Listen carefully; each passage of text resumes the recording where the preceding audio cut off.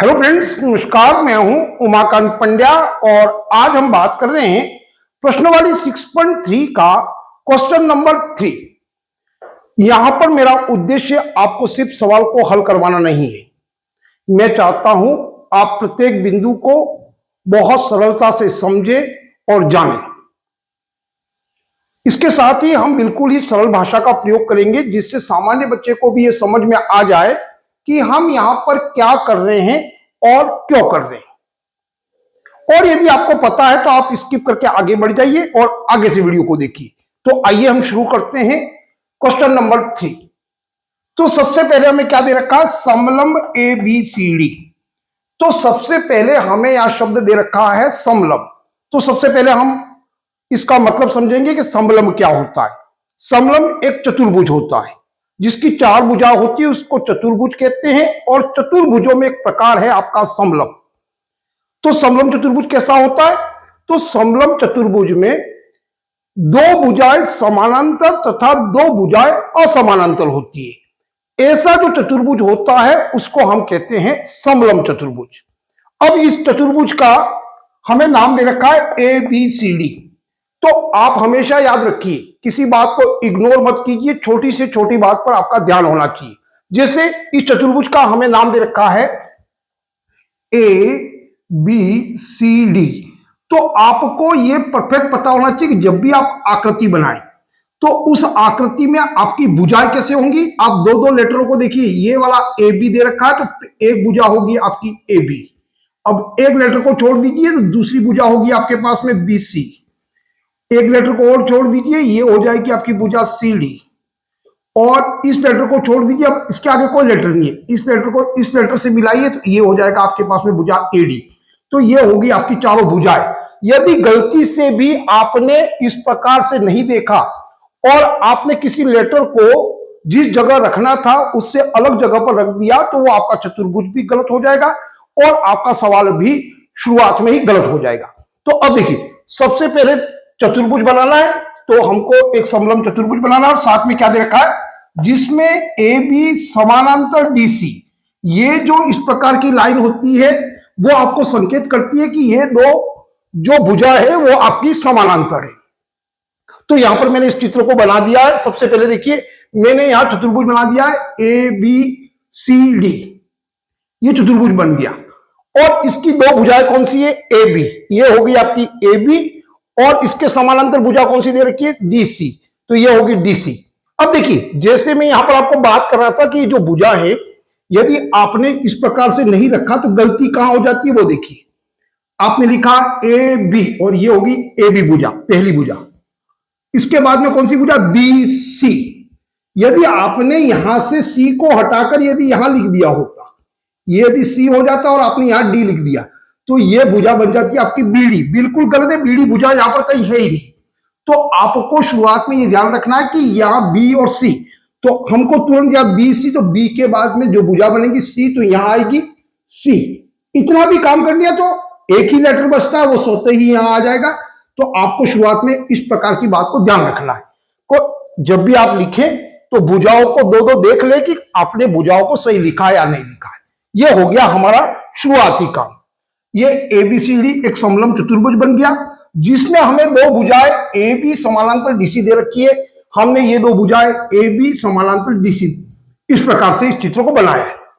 आप चाहे तो इस चित्र को इस प्रकार से भी बना सकते हैं और ये भुजाएं भी आप समानांतर कर सकते हैं। यहां चाहते आप ए बी, पर ध्यान रखिए ए के साथ में आपकी कौन सी भुजा लगेगी? ए के साथ में कौन सी? तो वो पता कहां से चलेगा? ए के साथ में डी। यानी कि आप जब भी इस प्रकार से मिलाओगे तो ए डी और बी में कौन सा बचा? सी। तो ये दोनों भुजाएं भी आप समानांतर दिखा सकते थे। आप इस प्रकार से भी बना सकते हो। समलंब का मतलब यही होता है कि इसकी 2 भुजाएं समानांतर होनी चाहिए। यहां देखिए, जैसे ही मैंने ये आकृति बनाई तो ये वाला और ये वाली आपकी जो भुजा है वो समानांतर है, ये दोनों असमानांतर है। यानी कि इसको आप जब भी बढ़ाओगे कहीं ना कहीं आकर के एक दूसरे को वो प्रतिच्छेद करेगी। इस भुजा को बढ़ाने पर ये कहीं ना कहीं आकर के एक दूसरे को प्रतिच्छेद करेगी, तो ये 2 असमानांतर भुजा होगी। यदि आपने इस प्रकार से बना दिया होता तो ये दोनों इस प्रकार से बढ़ती और ये दोनों भुजाएं कहीं न कहीं आकर के एक दूसरे को प्रतिच्छेद करती, तो ये असमानांतर भुजा होगी।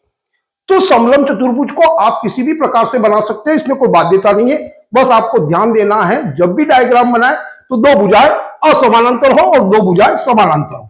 यह हो गया हमारा पहला काम कि समलंब चतुर्भुज क्या होता है। अब आगे क्या दे रखा है, ए बी समानांतर डीसी है, तो हमने ए बी और समानांतर डीसी यहां पर दिखा दिया के विकर्ण एसी और बीडी। अब विकर्ण का मतलब चतुर्भुज के अंदर आप यहां देखोगे विकर्ण में दो लेटर दे रखे ए और सी, तो ये दोनों ही लेटर आपके शीर्ष हैं। तो एबीसीडी जो आपका समलंब चतुर्भुज दे रखा उसमें शीर्ष कौन से हो गया, एक तो हो गया ये वाला शीर्ष और ये हो गया ये वाला शीर्ष। ए और सी है तो ए और सी, इसको मिलाने पर चतुर्भुज के अंदर इस प्रकार की लाइन बनती है, इसको कहते हैं हम विकर्ण। ये हो गया आपका एसी विकर्ण। फिर देखिए दूसरा विकर्ण कौन सा, बी डी। तो आपको बी और डी ये दोनों शीर्ष लेने हैं। बी को हमने यहां से लिया और बी से डी तक इस प्रकार से चतुर्भुज के अंदर लाइन खींची, तो ये हो गया आपका बी डी विकर्ण। ये विकर्ण आपको यहां पता चल गया कि विकर्ण क्या होता है, तो चतुर्भुज के अंदर जो लाइन आप खींचते हो वो विकर्ण होगी। फिर क्या कहा, परस्पर ओ पर प्रतिच्छेद करते हैं। यहां देखिए दोनों विकर्ण आपने खींचे इस प्रकार से, तो यहां आकर के एक दूसरे को काटते हैं। जब भी कोई दो रेखा होती है एक दूसरे को इस प्रकार से काटती है तो इसको कहते हैं प्रतिच्छेद बिंदु। और इस बिंदु का हमें नाम दिया ओ, तो हमने यहां पर रख दिया प्रतिच्छेद बिंदु ओ।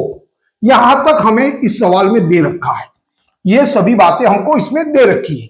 फिर क्या कहता है, दो त्रिभुजों की समरूपता कसौटी का प्रयोग करते हुए हमें यहां पर दो त्रिभुजों की समरूपता कसौटी का यहां पर प्रयोग करते हुए यह दिखाना है कि ओ ए बटा ओ सी बराबर ओ बी बटा ओ डी। अब सबसे पहले तो यह हमको सिद्ध करने से पहले यह पता होना चाहिए कि समरूपता क्या होती है।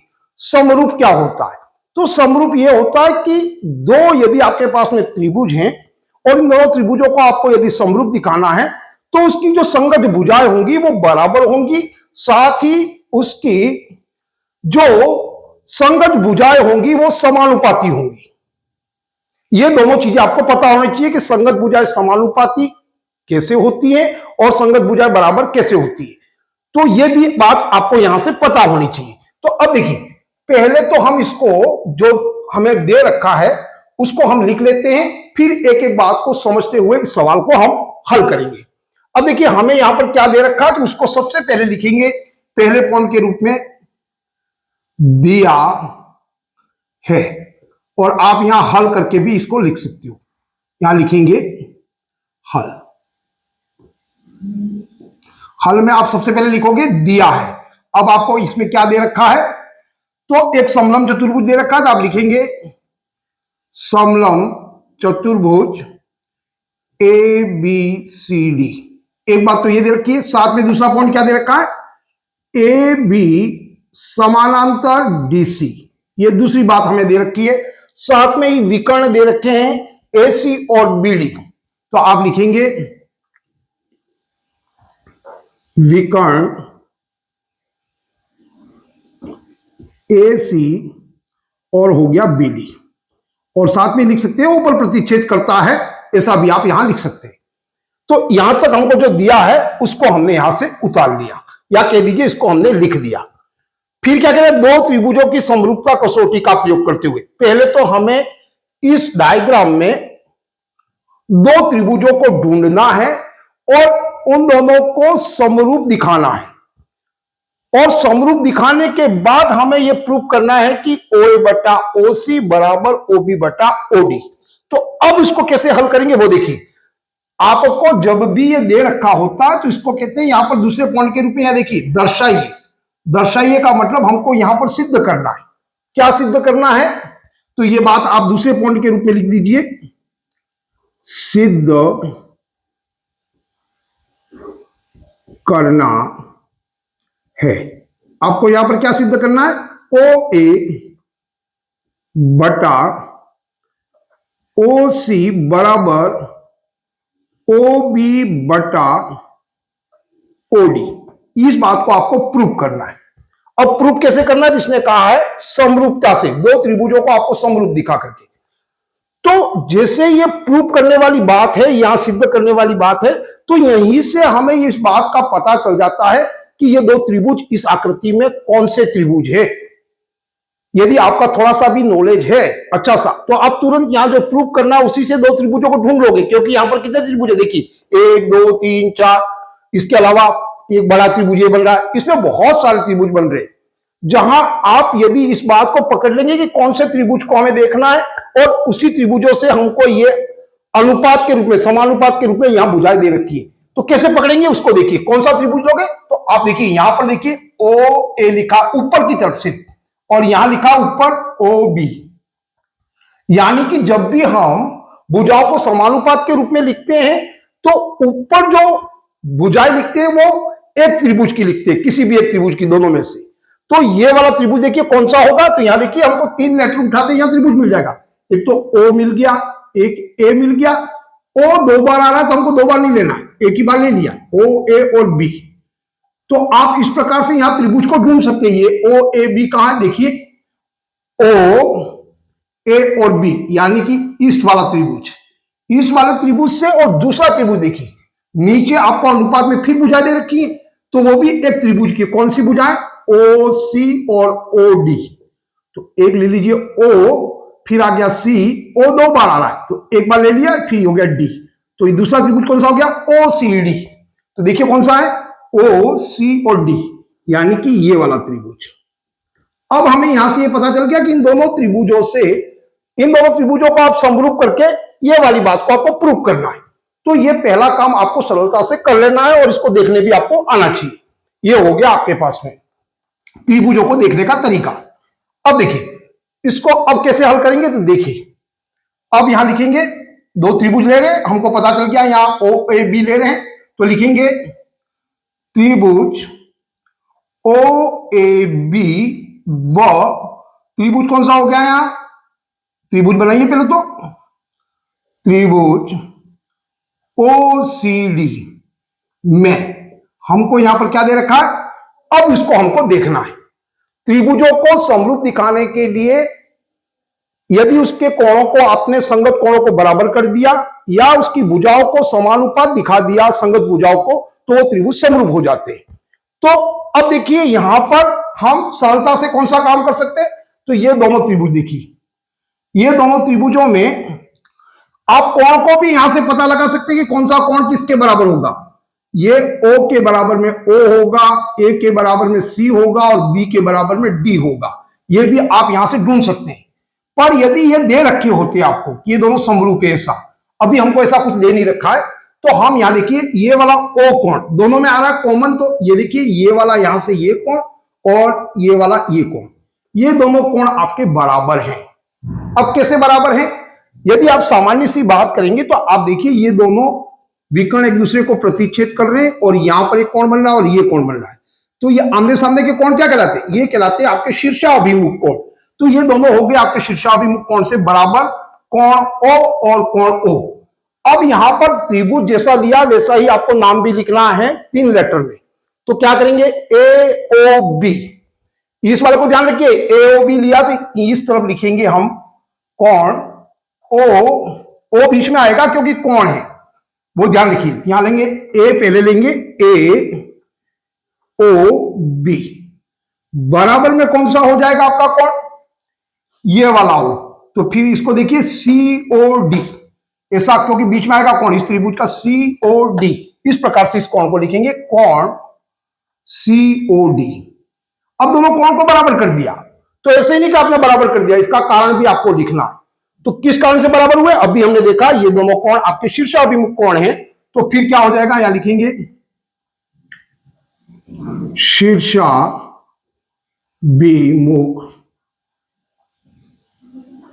कोण, ये हो गया आपका शीर्षाभिमुख कोण, जिसके कारण से ये दोनों कोण बराबर होंगे। अब हमें पता है कि त्रिभुज को समरूप करने के लिए यदि दो कोण हमारे पास में बराबर आ जाए तो दोनों त्रिभुज समरूप हो जाएंगे। अब एक कोण और ढूंढना है। अब देखिए कौन सा कोण किसके बराबर होता है, यदि आपको थोड़ा सा भी नॉलेज है, यहां देखिए ये AB भुजा आपको समानांतर दे रखी है और DC भुजा समानांतर दे रखी है, यहां देखिए ये वाली लाइन यदि आप देखेंगे BD वाली, ये वाली लाइन में यहां से यहां बना देता हूं, ये हो गया B और ये हो गया आपका D। अब देखिए B वाले में आपके यहां पर कौन बन रहा है, ये वाला त्रिभुज है, इसलिए इसके अंदर वाले कोण को देखना, ये वाला कोण, और इस वाले का ये वाला कोण। तो आप देखिए ये वाला कोण यहां से देखने पर यहां कहां है, ये, और ये कोण कहां बन रहा है, ये। तो अब ये देखिए दो समानांतर रेखाओं के बीच में यदि कोई तिर्यक रेखा है, तो आपको ये पता होना चाहिए कि समानांतर रेखाओं के बीच में जो रेखा होती है वो इस प्रकार की रेखा जब आप खींचते हैं तो ये रेखा आपके एकांतर कोण बनाती है, जिसके कारण से कोण बी के बराबर हो जाएगा कोण डी। तो अब आप कोण बी और डी को बराबर लिख सकते हैं। किस कारण से लिख सकते हैं, ये दोनों आपके समानांतर रेखाओं के बीच का जो रेखा तिर्यक रेखा वो आपके एकांतर कोण बनाती है। यहां लिखेंगे कोण बी बराबर कोण डी। तो आपको यहां कौन सा ओ ए बी, तो इस तरफ आपको कौन लिखना है, बी। तो बी का नाम लिखते वक्त भी आप याद रखिए, यहां लिखेंगे बी लिखना तो ए बी ओ। यहां कौन सा हो जाएगा, ए बी ओ बराबर में हो जाएगा कौन, यहां से किसको बराबर किया, बी के बराबर में हुआ एकांतर कोण डी। तो इसका नाम कैसे लिख सकते हैं आप, सी डी ओ, या ओ डी सी लिखे तो गलत नहीं है, पर हम उसको क्रम से लिख रहे हैं लेटर के हिसाब से, सी डी ओ। तो ये हो जाएगा आपके पास में सी डी ओ। अब ये दोनों बराबर हो गए, तो इसका कारण भी देना कि ये दोनों क्यों बराबर हो गए। अभी देखा ये दोनों कोण आपके एकांतर है, तो यहां लिखेंगे एकांतर कोण।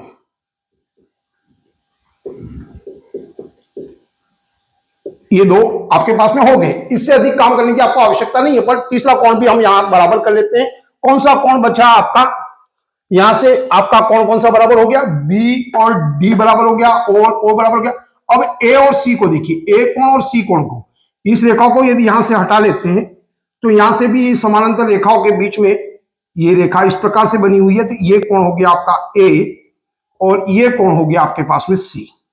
इस प्रकार से ये भी दो समानांतर रेखाओं के बीच में तिर्यक रेखा, जिसके कारण से ये दोनों कोण भी आपके क्या हो गए, एकांतर कोण। तो तीसरे कोण को भी लिख सकते हैं, बस नाम लिखना आपको आना चाहिए। नाम कैसे लिखेंगे, चाहो तो आप ओ ए बी लिख सकते हो, चाहे तो बी ए ओ लिख सकते हो। क्या लिख देते हैं, कोण बी ए ओ बराबर, इस कोण के बराबर कौन सा हो गया, सी वाला। तो यहां क्या लिखेंगे, डी सी ओ। तो यहां हो जाएगा कोण डी सी ओ। ये दोनों क्यों बराबर हो गए, ये भी हमारे पास में एकांतर कोण है। क्या लिखेंगे, एकांतर कोण।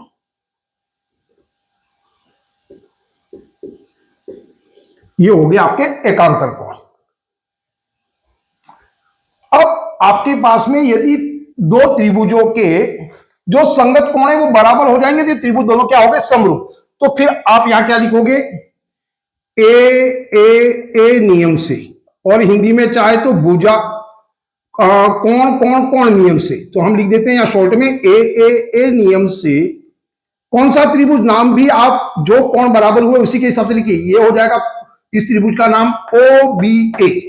इस त्रिभुज का क्या नाम हो गया, त्रिभुज ओ बी ए समरूप। यहां देखिए कोणों को देखेंगे, यहां पर ओ डी सी, त्रिभुज ओ डी सी, क्योंकि इसके जो संगत कोण होते हैं वो बराबर होते हैं और इसी प्रकार से हमको बराबर मिलते हैं, तो आपको नामकरण भी इसी प्रकार से करना है। तो त्रिभुज ओ बी ए समरूप त्रिभुज हो गया ओ डी सी, जबकि यहां पर ओ सी डी लिखा हुआ था, पर हमने डी को पहले किया, तो आप इस प्रकार से भी इसको लिख सकते हैं। ये दोनों ए नियम से आपके समरूप हो गए, तो आप लिखेंगे ए नियम से त्रिभुज ओ बी ए समरूप त्रिभुज हो गया ओ डी सी। ये हो गया आपका समरूप। अब हमें पता है कि जब भी समरूप त्रिभुज होते हैं तो उसके कोण तो बराबर होते ही है संगत, और साथ ही उसकी जो संगत भुजा है वो समानुपाती होती है। तो संगत भुजा, क्योंकि ये दोनों त्रिभुज समरूप हो गए, तो अब संगत भुजा कैसे लिखेंगे, तो आप इसके दो लेटर को उठाइए, बिना यहां देखे आपको यहां अनुपात में लिखना, स्वतः ही यहां आ जाएगा। आप इसको बहुत आराम से लिख सकते हैं। देखिए यहां से दो लेटर उठाए तो इसकी एक भुजा आ गई, तो आप लिखेंगे ओ बी, और इसके समानुपात में इसके दो लेटर को उठाइए, ये दूसरे त्रिभुज की भुजा हो जाएगी, उसको नीचे लिखिए, तो ये हो गया ओ डी। आप चाहें इसको तो बी ओ भी लिख सकते हैं और ओ भी लिख सकते हैं, पर हमें हमारे यहां पर ओ भी लिखना, तो ओ भी हो गया ओ बी बटा ओ डी। आप चाहे तो तीनों भुजाओं को लिख सकते हैं। ये पहला काम हो गया, ये दो लेटर उठाए। फिर आप दूसरी कौन सी बुझाओगी, तो आप फिर 2 लेटर उठाइए, एक लेटर को छोड़ दीजिए, बी ए। तो बी ए के अनुपात में, समानुपात में कौन सा आएगी, डी सी। आपको कुछ भी देखने की जरूरत नहीं, यहां जैसे आपने यहां से देखा करके इसको लिख सकते हैं, डी सी बराबर में, फिर एक लेटर छोड़ दीजिए। अब इसके बाद में कोई लेटर नहीं है, ए को ओ से मिलाई तो आप लिख सकते हैं ओ ए बटा, यहां से सी, देखिए सी के बाद में कोई लेटर नहीं है तो यहां से वापस पुनः आएंगे तो ये हो जाएगा ओ सी। ये तीनों आपके समानुपात के रूप में आगे बुझाए, तो ये तीनों समानुपात के रूप में आ गई, और हमें यहां 3 नहीं लिखनी, या 2 ही लिखनी है। देखिए कोई 2 मिल गई क्या आपको, ओ बी बटा ओ डी यहां से आ गई, ओ ए बटा ओ सी, तो आप अब यहां लिख दीजिए बराबर में ओ बी बटा ओ डी बराबर में ओ ए बटा ओ सी। ये पहले आ रही है और ये बाद में आ रही है, इसका कोई प्रॉब्लम नहीं है, आप इसको इस प्रकार से। अब ये क्यों बराबर है, तो इसका कारण आपको यहां देना है। यहां लिखोगे समरूप त्रिभुज की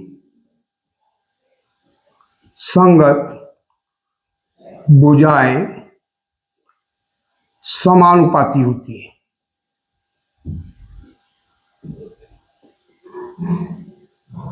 बस ये कारण दे दिया आपने, और ये आपने लिख दिया, और यही हो गया इति सिद्धम। अब आप लिख सकते हो इति सिद्धम। हम चाहते थे सवाल को 1 मिनट में भी हल कर सकते हैं, पर मैं चाहता हूं आप प्रत्येक बात को बहुत बेहतर तरीके से समझें। मेरा यह प्रयास आपको कैसा लगा, आप कमेंट के माध्यम से जरूर बताइए, साथ में लाइक कीजिए, सब्सक्राइब कीजिए।